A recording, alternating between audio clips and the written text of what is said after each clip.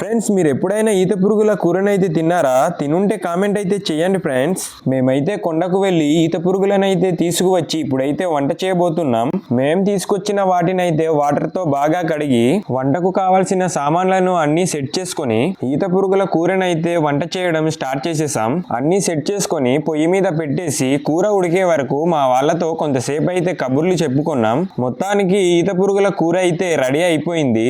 దాన్నైతే rice తో కలిపి మా వాళ్ళతో కలిసి అయితే తిన్నాము. కూర అయితే చాలా బాగుంది ఫ్రెండ్స్. నేనైతే ఈత పురుగుల కూరనైతే ఇదే ఫస్ట్ టైం తినడం. నాకైతే ఈ కూర చాలా బాగా నచ్చింది. ఈత పురుగులని ఏ విధంగా సేకరించాలో, సేకరించిన తర్వాత ఏ విధంగా వంట చేయాలో మన యూట్యూబ్ ఛానల్లో అయితే ఫుల్ వీడియో అయితే అప్లోడ్ చేసి ఉంటాము. ఒకసారి అయితే చూసేయండి. వీడియో నచ్చినట్టయితే లైక్ చేసి కామెంట్ అయితే చేయండి ఫ్రెండ్స్. అలాగే ఇలాంటి ఇంట్రెస్టింగ్ వీడియోస్ కోసం మీరు ఇన్స్టాలో చూస్తున్నట్టయితే ఫాలో అయితే చేయండి. యూట్యూబ్ లో చూస్తున్నట్టయితే సబ్స్క్రైబ్ చేసుకొని సపోర్ట్ అయితే చేయండి ఫ్రెండ్స్. సరే అయితే ఉంటా ఫ్రెండ్స్. మళ్ళీ నెక్స్ట్ వీడియోలో అయితే కలిసేద్దాం.